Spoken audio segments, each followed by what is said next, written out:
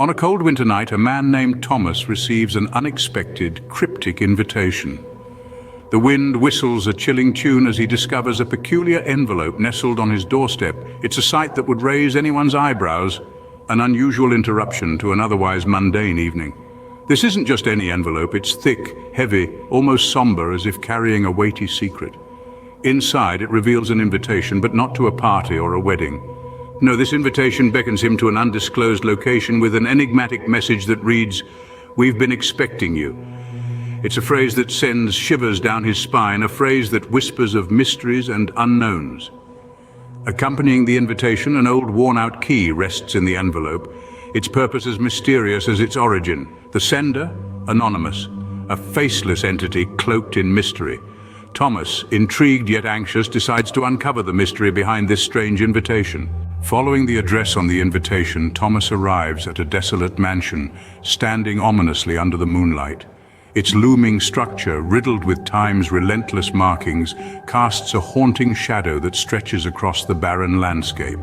The mansion, in its eerie silence, seems to hold an air of expectancy, as if awaiting the arrival of its long-awaited guest.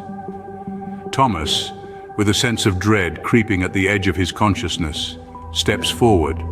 The key from the envelope, cold and heavy in his hand, fits perfectly into the rusted lock of the mansion's main door.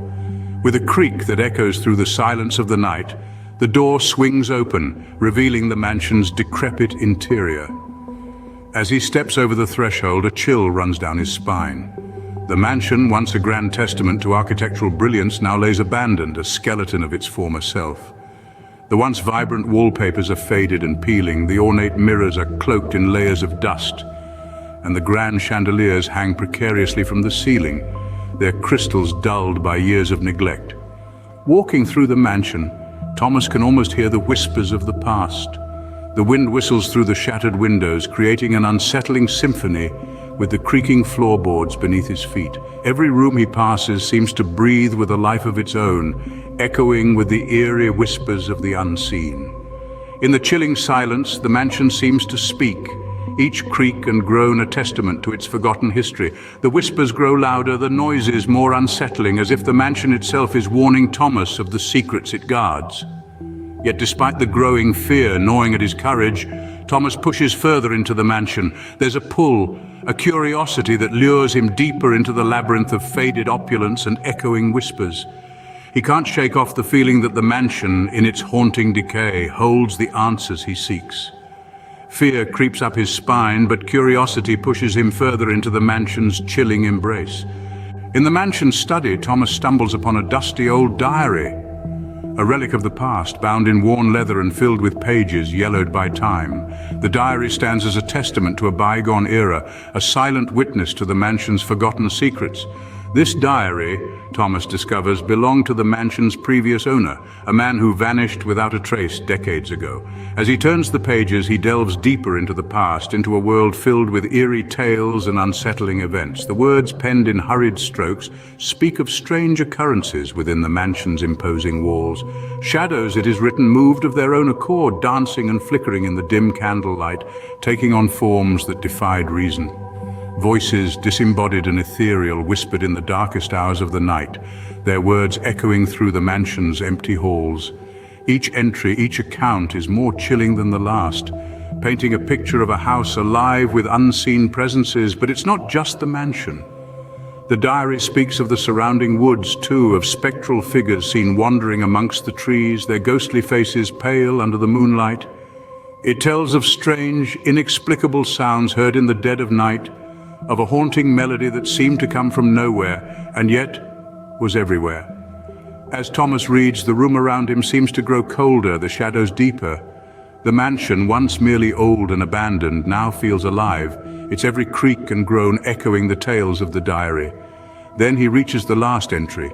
The words are barely legible, scrawled in a hand trembling with fear. "They're coming for me. I can't escape. If you're reading this, you're next." The warning, chilling and unequivocal, sends a cold shiver down Thomas's spine. The diary falls from his shaking hands, the pages fluttering closed, sealing within them the mansion's haunting legacy. As Thomas reads the last entry, a cold chill runs down his spine. They're coming for me. I can't escape. If you're reading this, you're next. The haunting discovery has been made, and Thomas can't help but wonder, what will the mansion reveal next? Suddenly, the mansion comes alive with spectral activity. Thomas, our unsuspecting protagonist, is enveloped by a chilling atmosphere that turns the once benign mansion into a malevolent entity. His senses are heightened as the paranormal phenomena escalate, his heart pounding in rhythm with the eerie symphony that begins to unravel around him. The silence is abruptly shattered by the hollow echo of footsteps, a rhythmic beat that resonates throughout the mansion's cavernous halls. He turns, expecting to see another soul, but is met only with the cold, empty space. The sound, disembodied and spectral, seems to originate from nowhere and everywhere at once. Now the mansion's inanimate objects take on a life of their own. A chair scrapes against the floor, a vase topples from its perch, and shutters slam shut with an ominous finality. Each event, seemingly mundane in isolation, collectively paints a picture of unseen terror. As if the auditory and visual anomalies weren't disturbing enough, Thomas then feels an icy presence, a phantom chill that seems to seep into his very bones. It's as if the mansion is breathing, exhaling gusts of frost-bitten air that make his breath catch in his throat. The whispers, previously a faint murmur, swell into a crescendo of ghostly voices. They form a terrifying chorus, their words indistinguishable but their tone unmistakably ominous. The whispers seem to reverberate off the mansion's stone walls, echoing in the chambers of Thomas's mind.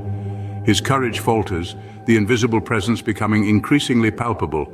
The mansion, once a symbol of grandeur and history, has morphed into a grotesque caricature of its former self, a purveyor of unseen terror. Then, just as Thomas contemplates fleeing, he feels it. A cold hand, as tangible as any human touch, yet devoid of warmth or life, rests on his shoulder. It's a chilling sensation, a spectral touch that sends shivers down his spine. The whispers morph into a single, articulate voice that sends a chill running down his spine. It murmurs in his ear, a message that freezes his blood. "Welcome home, Thomas." In a state of panic, Thomas finds a hidden door leading to the mansion's cellar. The air grows colder as he descends, each step echoing in the dank, forgotten space.